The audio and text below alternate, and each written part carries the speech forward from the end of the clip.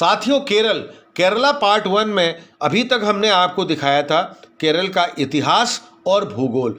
आज हम बात करते हैं केरला के जलवायु, अर्थव्यवस्था और केरल के उत्सव और त्योहार के बारे में। अब जैसे हम जलवायु में अगर चलते हैं तो भूमध्य रेखा से केवल 8 डिग्री की दूरी पर स्थित होने के कारण केरल में गर्म मौसम है, लेकिन वन एवं पेड़ पौधों वर्षा से अधिकता के कारण मौसम बहुत ही अनुकूल रहता है। यहाँ की धरती की उच्च निम्न स्थिति भी जलवायु पर बड़ा प्रभाव डालती है।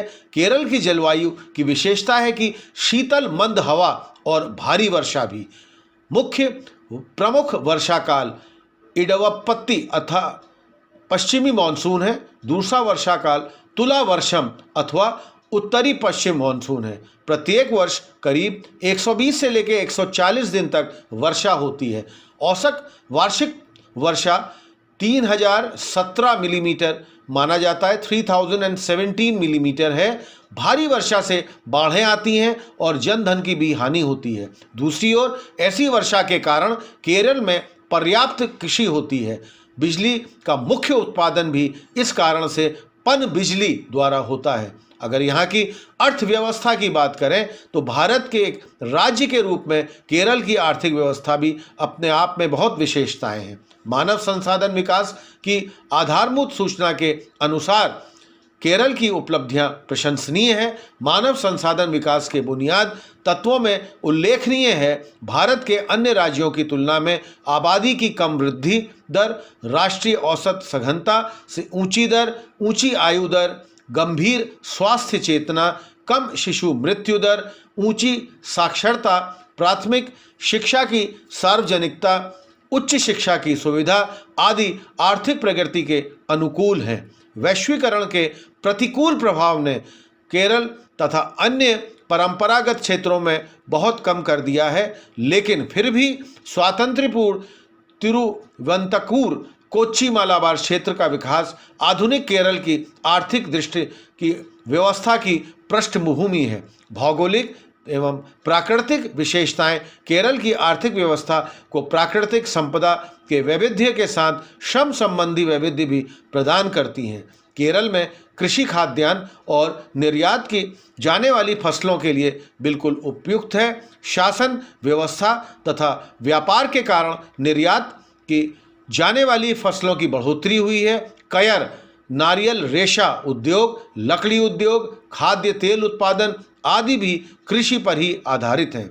आधुनिक केरल की आर्थिक व्यवस्था में अप्रवासी केरलियों की भी बहुत ही बड़ा मुख्य योगदान है। केरल की आर्थिक सुरक्षा के सुदृढ़ आधार हैं वाणिज्य बैंक, सहकारी बैंक, मुद्रा विनिमय व्यवस्था, यातायात का विकास, शिक्षा, स्वास्थ्य आदि इन क्षेत्रों में हुई प्रगति, शक्तिशाली श्रमिक आंदोलन, सहकारी आंदोलन आदि। अब हम चलते हैं केरल के उत्सव और त्योहारों में। ये अपने आप में एक बहुत बड़ा महत्वपूर्ण विषय है, क्योंकि केरलीय जीवन की छवि यहाँ मनाए जाने वाले उत्सवों में बहुत ही अधिक रूप से दिखती है। केरल में अनेक उत्सव मनाए जाते हैं जो कि सामाजिक मेल मिलाप और आदान प्रदान की दृष्टि से भी बहुत ही महत्वपूर्ण हैं। केरलीय कलाओं में विकास यहाँ मनाए जाने वाले उत्सवों पर आधारित है।